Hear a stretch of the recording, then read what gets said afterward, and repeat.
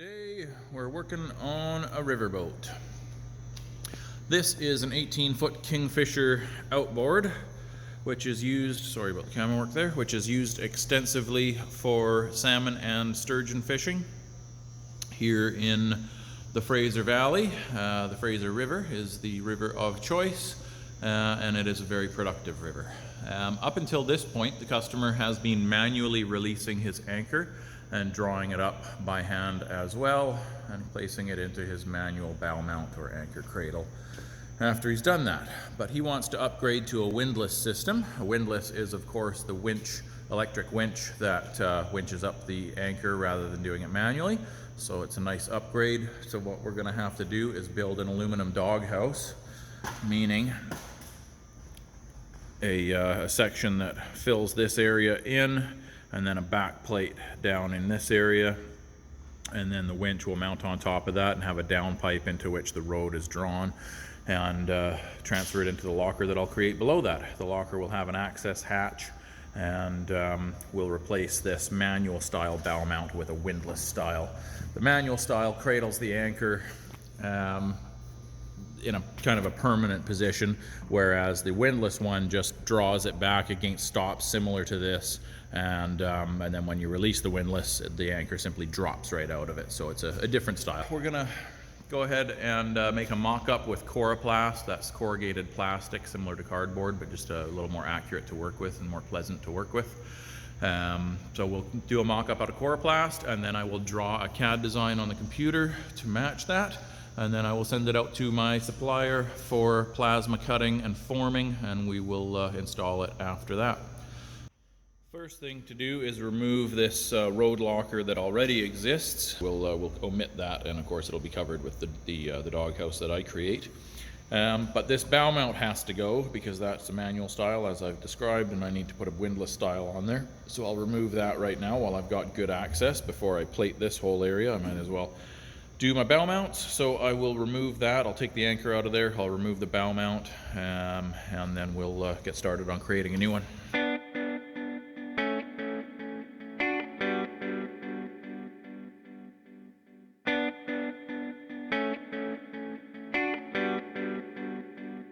A lot of work has been done since the last clip, and I kind of wanted to video most of that, but I got real busy and I just wanted to make some progress. Sometimes when you're videoing in an actual working shop, it's challenging to fit the footage in the time that you have. So in this case, I have gone ahead and done quite a bit of the work, but I will guide you through what I've done so that you know where we're at. So I removed that manual bow mount. That was just a few bolts that held that on, so that was very straightforward. And I added my windlass style bow mount, which you can see here. That's secured with 6 bolts. Those are all 3/8 stainless, and it's just bolted into this aluminum deck. There's no mounting surface that I've added beneath that. It's a 4-inch keel roller. So in addition to mounting my bow mount, my anchor nest, some people call it, I have mocked up, let me just get the camera far enough back here, I have mocked up my first piece of coroplast that will show me the dimensions for my top plate. All I did was make cut a piece that was slightly too large, set it right over top of this whole enclosure, and then I just took a pen from underneath, traced it, and cut along the lines. Very, very straightforward. So that's how I created that one, and that gives me a top plate. But now, of course, I need a back plate that's going to come down here, and that's going to complete the enclosure. Now, I didn't have enough of the white coroplast left to do the entire piece in one, so that's why I've gone with a 2-piece, and I'll just tape the pieces together at the 90-degree bend there.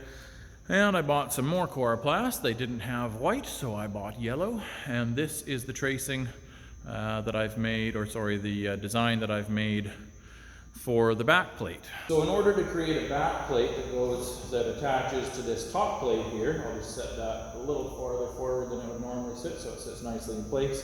Basically, I had to measure several dimensions. I had to measure the depth of this ledge, which was 1 3/4 inches. I had to measure back to the hull, which was about 8 inches. and I had to measure down to the deck, which was 15 inches.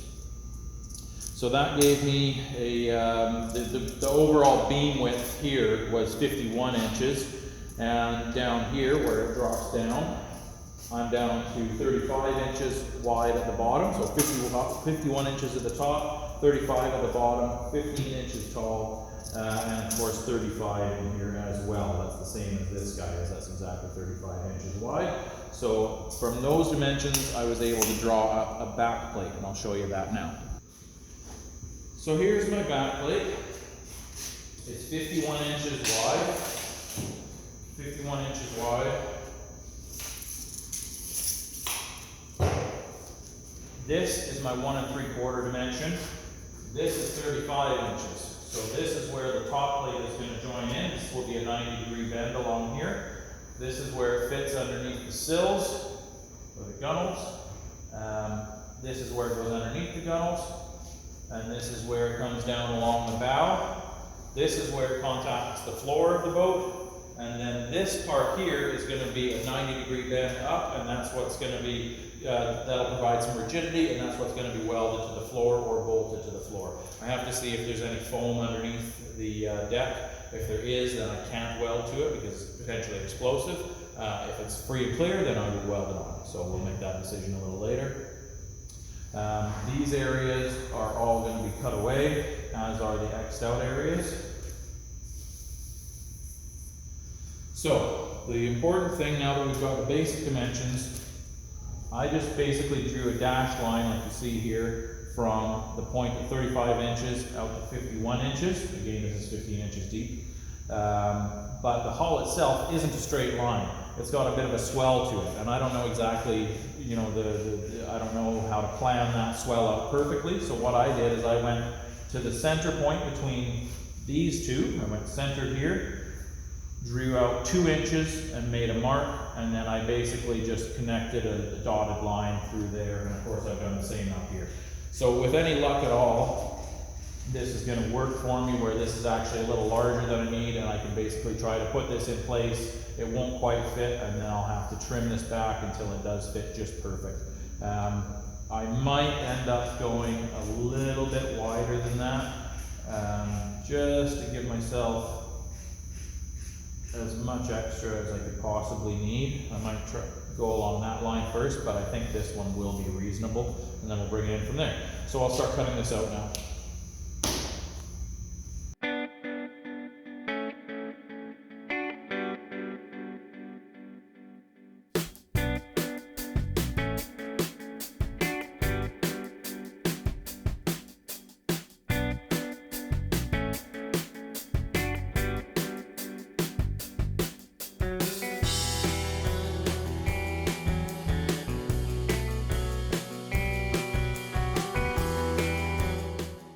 So I'm starting to get this back plate in place now. You can see that I still need to go about 3 inches, 3.5 inches further forward. And I did wind up having to cut these portions a little bit deeper. And you can see that this guy's sticking above my deck, so I'm going to have to cut that down too. But as I have said in other videos, always better to cut away extra rather than not have what you need. So I went a little too wide, and that is fine, and I went a little too high, and that was also fine. Anyway, in order to push this thing forward, you can see that I am now contacting the side of the hull right here, so I'm going to need to trim that down. So all I'm going to do is, I don't have a pen on me, but I'm basically just going to trace what I think looks very similar to the line of the hull, and I'm going to cut that out, and we're going to repeat that process until we get a decent fit. You can see that my bend is fitting up nicely against the floor, and I've got 45-degree cuts on there so that I can weld into that area if indeed I'm able to weld at all, or otherwise it will just at least give a nice clean look for when it's bolted in place. So I will just go ahead and draw a trim line there, trim it out, put this thing back in, and we'll see how she fits. I have cut to the outside of those lines that I showed you against the hull there, and we've got a much better fit now. Really actually quite clean. little gap up at the top, but I'm really not worried about it up there. It's not like this is sealing. All it's doing is holding the road, the rope and chain, into a locker that I'm creating here, so it's obviously not going to come out of the top there, so I'm really not worried as long as it's reasonably tight up against the sides. That looks very, very good. And this side is the same. You can see I've made little marks there to show me where I need to come forward to, and I'm almost at that point, so I need to just trim these sides back a tiny bit more, basically along the same angle that I've created, and it should fit in really nicely. And then of course the top plate, let me give you a better view here, the top plate comes back to that same point and then it will drop into place. So these are almost coming together, and then I can tape them together and mark a 90-degree angle on that corner, and then I can start worrying about where I put my windlass and my access to the road locker. Fits really nicely. There's our little return flange along the bottom that I can weld or bolt in. It fits really nicely along the sides of the hull up until the very top corners, and I'm really not worried about that. Like I said, there's no rope that's going to be coming out there, I'm sure. And it meets up beautifully with the top plate. So now I will lay the template for the windlass itself on top of here and mark my holes for that. And I'll figure out a nice rectangular hole with radiused corners for the access to the road. And that's pretty much it for the mock-up portion. So now we'll go over to the computer and start drawing this out on CAD design. The other way that you can do this, once this is taped together, is just open this up as a flat 2D piece, lay it out onto your checker plate aluminum, and plasma cut by hand. That's the way that I always used to do it, but I am starting into CAD design now in terms of doing it myself. I sometimes sent these mock-ups out for CAD design, and somebody else would do them, but I'm actually starting to do my own CAD design now, so I'm going to attempt to design this one, and we'll get it formed as a single piece and see how well it fits in. So now that the doghouse mock-up is done, and I have done my CAD design, it's time to move on to the wiring. And of course the battery is back here, and that's where I'm starting my job. And I have to run a short power cable from the battery to a breaker that's been provided with the windlass, and I'll mount that up on the up on one of the bulkheads in there. From that, they'll have a wire that will run alongside a negative that comes straight from the battery. Through there I will run another new split loom with my wires inside, and it will travel up underneath the gunnels and all the way forward to the driving position, where I will have the contactor mounted obviously inside the hull somewhere around here, and the wires will go up to the switch, which I'll have mounted right up in there, and obviously forward from there to the windlass itself. But what I have done so far is I've added a couple of 6-gauge lugs to the end of my 6-gauge wire, and I've done that for a short positive cable that again will go to the breaker, and then just one on the end of the negative cable for now. This is the breaker that was included with the windlass, 70 amp breaker.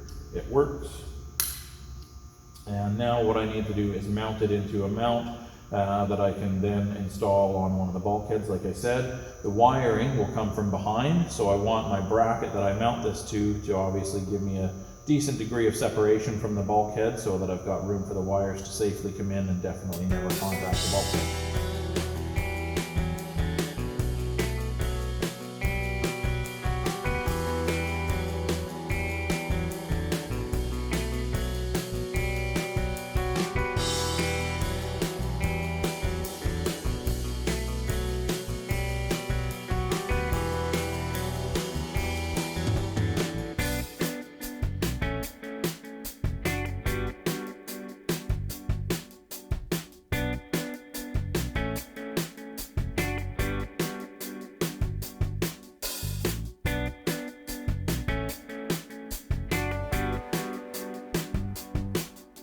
Alright, so I drilled holes in my corners so that when I went to cut the hole out itself, I had a nice radius at the end of the cut rather than just going to a hard corner.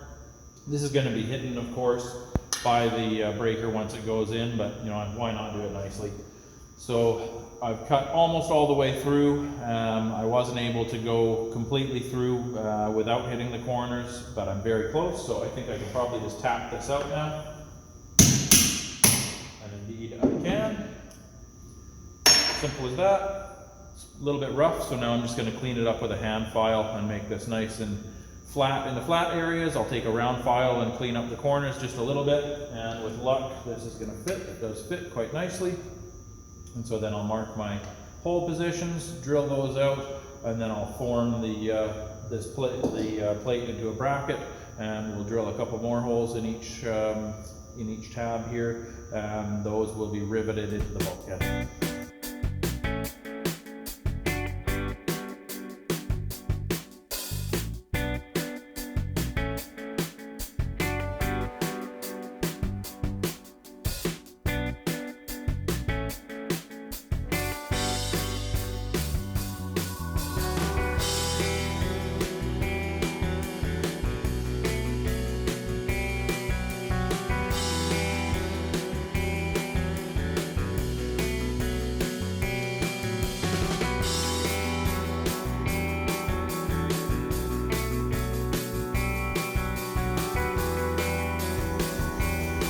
Alright, so I've got my bracket finished, worked out quite well, fits nicely, my holes line up well, and it sets the breaker, or the electrical rather, well away from the bulkhead to which this will be mounted. I've got lots of room in there for the wiring. So I'm pretty well done with it, other than drilling 2 holes in each of these flanges so that I can mount it. And also, it is a little bit scratched up from just trying to clean these edges, so I think I'll just go over it with an 80 grit sanding disc, just very gently to give it a swirl look.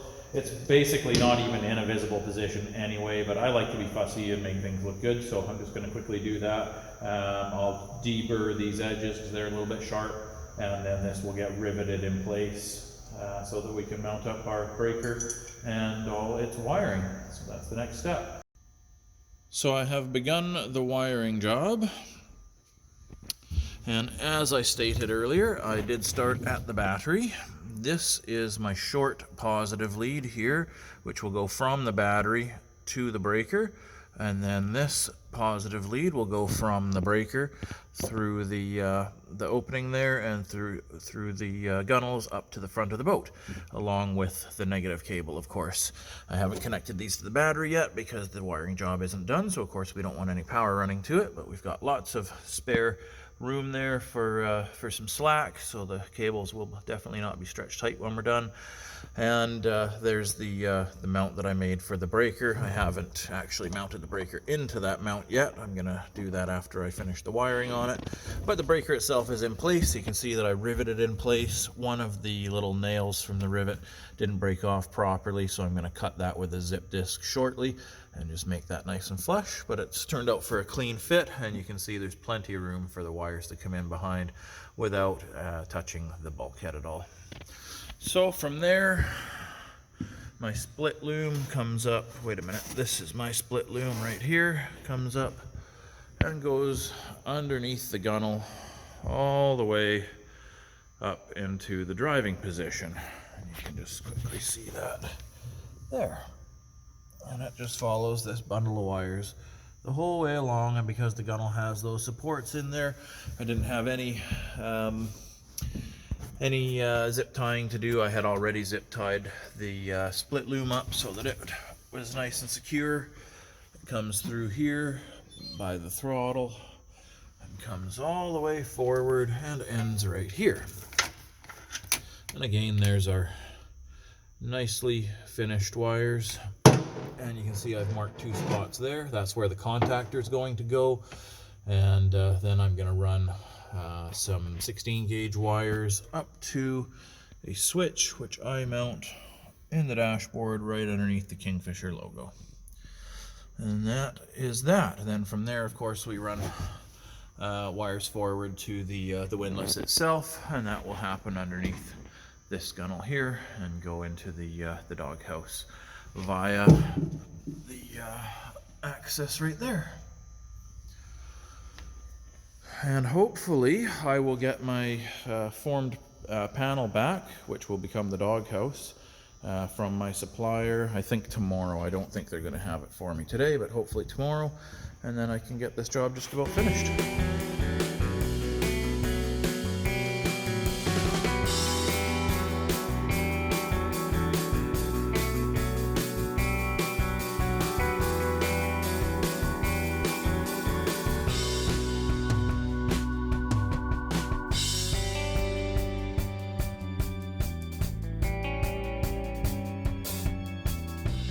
Contactor is all wired up.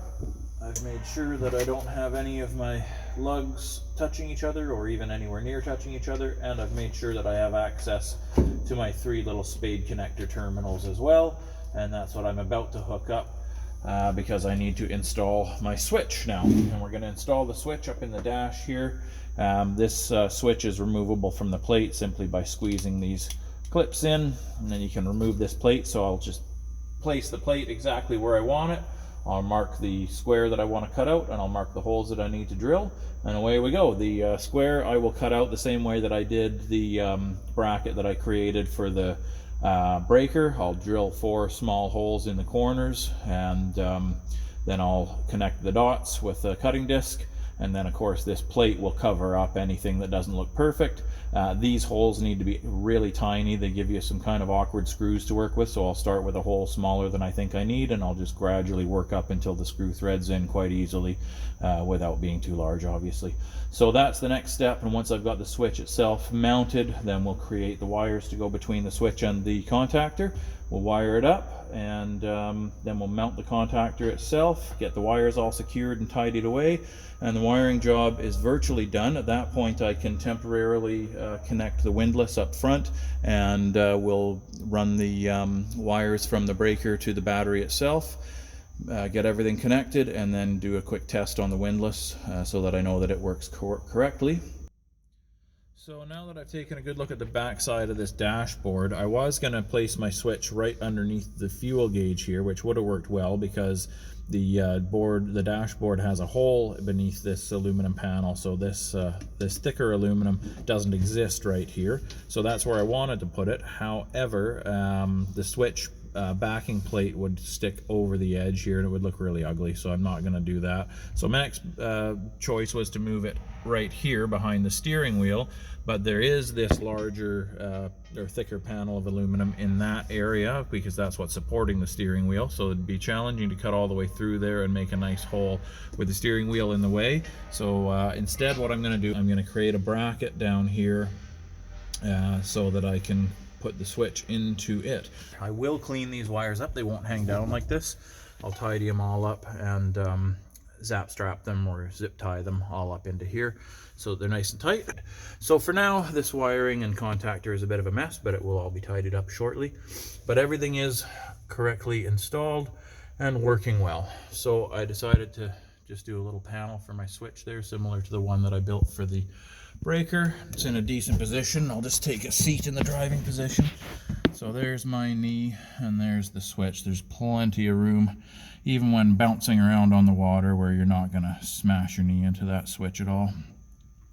And from that point, it goes forward under the gunnel and comes out here. Of course, later it's going to go a little further forward and to the windlass, which will sit centered above the deck. But for right now, I've just set the windlass on some cardboard to protect the deck and the windlass, and I've just used some clamps to hold my wires together to confirm that it works correctly, and as you're about to see, it does.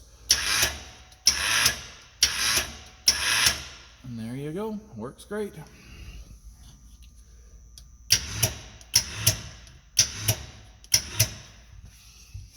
Functioning well, so I can disconnect that, and I'm just waiting to get my the actual doghouse back from my supplier, which I believe they've got it formed up for me now. So I'll go get that, and we'll get this thing put together. Hopefully it fits. The moment of truth has arrived. We go from plastic to aluminum today. So I did my CAD design, which you'll have seen a quick image of that on the computer. For me, that was a really big step. I can only do the very most basic two-dimensional type stuff now. I say two-dimensional. This is, of course, formed into 3 dimensions, but it's drawn as 2 dimensions. So I'm only doing the most basic CAD design at this point, but I did it all by myself, and it was my first attempt, so we'll see how it turned out. I got it back from the supplier, and it is sitting just behind me. So I'm going to go ahead and remove this plastic mock-up, and we'll put the aluminum one into place. Now, when I designed my aluminum version of this on the computer, I did follow these dimensions absolutely exactly, or at least as close as I was able to, just measuring from points to points and transferring that onto the computer. So again, I've literally translated this into aluminum, or at least I did my very best. So now we'll find out how well that has worked. I'll just take these pieces out of the way, and we'll see if the aluminum fits. So here we are, this is the piece. And again, I sent my files, my CAD files, to my supplier, where they plasma cut this out of 1/8 inch aluminum checker plate, and then formed it, meaning putting bends in it. They formed it for me as well. The 90-degree outside bend here and the 90-degree inside bend down there. So, there you have it. Pretty much a perfect fit. Very, very happy with that. Super excited. It fits up really better than I could have hoped. I've got a tiny little gap on this side where there isn't one over there, but I've double checked these dimensions, and this is perfectly square, so this anomaly actually is within the boat itself, but it's less than 1/8 of an inch. Having looked at the cavity underneath this deck, there is some foam up at the front. In fact, just barely forward of this point is foam, so I can't weld here because there's an explosion risk. Never weld when you've got foam underneath your deck. So I'm going to bolt the deck down, and when I bolt it down, obviously it's going to pull this right down and get it nice and flush. So I have no worries there. And then of course I'm going to weld these seams here and just down the sides, and that's it. That's how she gets attached. I'll grab the gasket for the windlass so that we can check my hole positioning.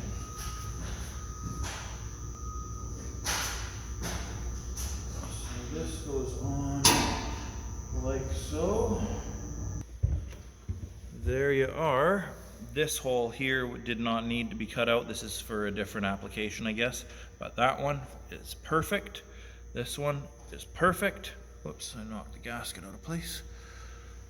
Perfect for the bolt holes and perfect for the bolt holes. So again, I'm absolutely thrilled with that. It fits up just great. Tons of access to the road once we actually get the windlass on there, and we've got all of our old screw holes there all nice and sealed up.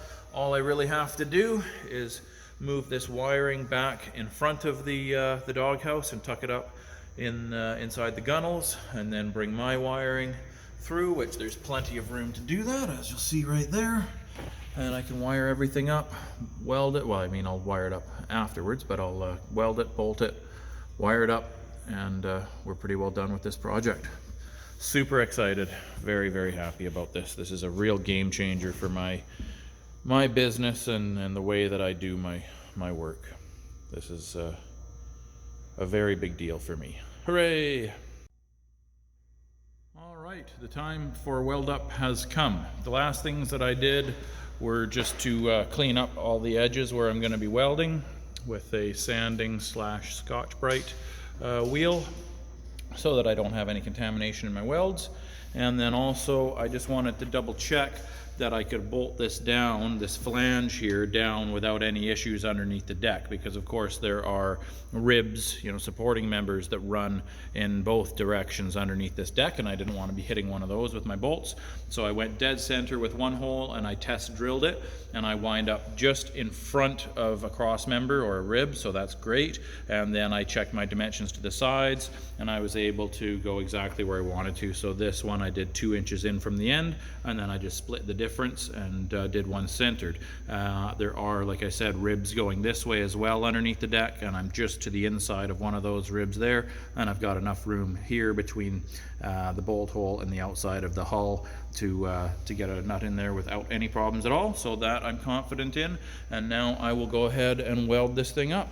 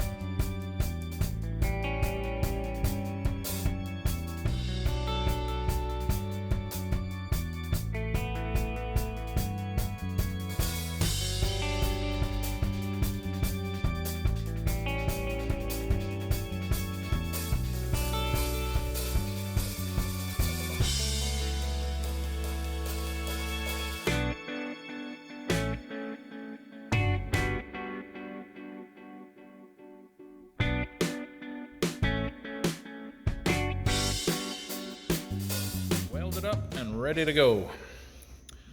There you are. They are spool gun MIG welds, so they're not amazing looking TIG welds, but they certainly do the job, and I'm happy with that. Got a tiny bit of a low spot in here, but it's only low by maybe 1/8 of an inch, so nothing drastic. My my windlass gasket is in place. My windlass is there ready to put in place. I've got all my hardware to bolt it in. They do include long studs that are generally designed for, with the windlass I should say, long studs are included that are designed to go through a thick wooden deck. When you're attaching to thin aluminum like this, the studs are just too long, so I've swapped them out for some 8mm by 25mm stainless steel bolts and lock washers and flat washers, which I will use to install them. And I'll also use a little bit of Loctite on there, some thread locker. And then I have also designed this reinforcement plate, which I'll put on from underneath. So that's going to reinforce a 12-inch square around the windlass, just so that we don't get any deformation of this plate when it's winching the anchor in. The bottom flange here actually raised up on me a little bit while I was welding. It's now perfectly even side to side, but it's got about a 3/16 gap in there between the deck and the flange. So I have cut myself a 1/8 inch thick piece of aluminum flat bar to go in there, and I've angled it the same way so it'll slide right underneath. And then that last 1/16 of an inch gap will be taken up just strictly by bolting it down. So we've got 5 pilot holes already in place. So now I will put my my piece of 1/8 inch under there, drill right through those and down through the deck, and then we'll get this bolted in. I'll also add the windlass, and I will attach my controller that's on the other side of those 2 little rivets as well, and clean up the wiring above them, because I have a friend stopping by shortly to help me with these last few things. So that's going to be good. We'll get this all done today. Just about finished. Installation is all complete. All my wiring is nice and tidied up. Everything functions as it should, and now the big test is to try running the road through it, make sure that the spliced section goes through the windlass okay, and that the anchor cradles into the mount very nicely. Other than that, we're pretty well done. I'll give you the old back to front one more time of this thing, and you can see that it's all tidied up. So there you are. From the battery, we go to the breaker, 70 amp breaker with the positive cable. There's the bracket I made. I have mounted the seat back in place so you can't see where the split loom goes underneath there, but it travels up under the gunnel all the way forward to the driving position. The wiring is now all tucked up nice and tight by the contactor. There's your switch, so when you're seated in the driving position, as I am right now, everything looks nice and clean, even down low. You know, you've got to get very low to see any of that wiring. Certainly not in the way of the tray underneath it. The switch is very good access for that, and I can show you that it is working. And there you go, it works. And from that contactor there, the wiring comes out underneath this gunnel forward to my bulkhead, which I created as a part of my windlass doghouse, through the doghouse, and we'll give you a little bit of view up in there. There's the wiring going all the way to the windlass, and there's the hole for the road to go down through, and the original cleat is still in place. That was a nice handy thing for me to put my doghouse on top of to rest in position. If I hadn't had that there, I would have just cut a piece of aluminum angled aluminum, and I would have used a pair of pliers to clamp that into position so that I did have a nice perch to mount my doghouse on top of while I welded it up. It just makes it nice and handy that way. There's good access for the road to undo any tangles or anything like that. One concern that I do have is that the road may feed back out of here. If it does, if we have issues with that, we'll just put a little hatch door on it, almost exactly like that hatch door right there with the same kind of closure, and that will solve any issue that may arise with that. But hopefully it's all good. So now I'm going to go ahead and run the rope up to the point where it's braided, the back splice, And then hopefully the back splice is going to go through this windlass no problem at all. If it does, then we'll obviously run the chain all the way through, cradle the anchor up, and call it a day.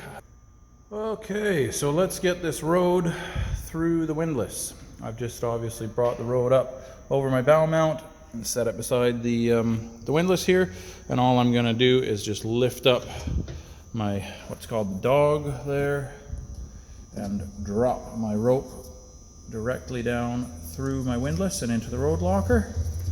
We'll give ourselves a few feet, and then we can let the dog hold that in place. And now pull our rope out, and all I'm going to do is just tie a figure-8 knot in the end of that so that it can't go back through the windlass. The manufacturer recommends that you tie off to an eyelet within the rope, within the road locker, and obviously that is an option. But if you want the simpler method, you just tie a figure-8 knot, and it won't go back through your windlass. And the way to do that is just double your rope over, twist it once, twist it twice, feed back through, and you got a figure-8 knot. Simple as that. So now that won't go back through the windlass in case you were dropping your anchor and you dropped it too far out and you wound up coming right to the end of your rope. It won't feed out and then leave you stranded. So we'll now we'll go ahead and reel this entire rode in. Well, that works very well thus far. So now I'm going to reel it in until we get to the splice, and we'll see how that goes. And I've got all the rope reeled in. You can see that my splice is just about to go through the windlass, hopefully. But the rode, or the rope, piled up really nicely inside of the locker. That's exactly as it piled on its own. I didn't guide it at all, and I haven't changed it since it went in there. So it's all really nice and central, and it's not looking like it wants to come flopping out of the access hatch. So we should be good on that one. So I have not tried running this splice through yet. You will see it as I see it. Let's cross our fingers. Beautiful. There it is. She works. So now we can keep going and bring this chain all the way up.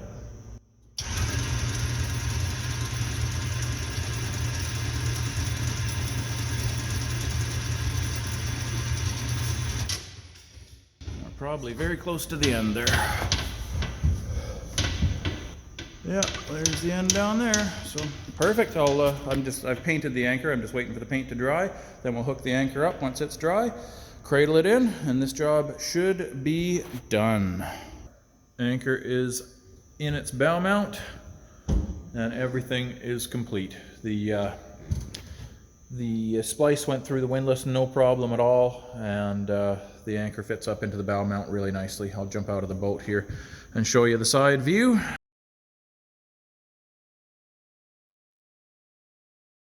So because of the way my anchor is built, it holds it on a bit of an angle, which is kind of advantageous in that it's ready to drop right off the bow mount. It doesn't suck up completely tightly in there. It kind of rests on a point, which I'm not completely thrilled with, but in the end, it really doesn't make much difference. It's super tight, very, very strong, and stable, and really no issues at all. So there you are. Thanks so much for joining me again here at Balmer's Workshop. Please come back any old time, and in the meantime, like, comment, and most of all, please subscribe. Thank you.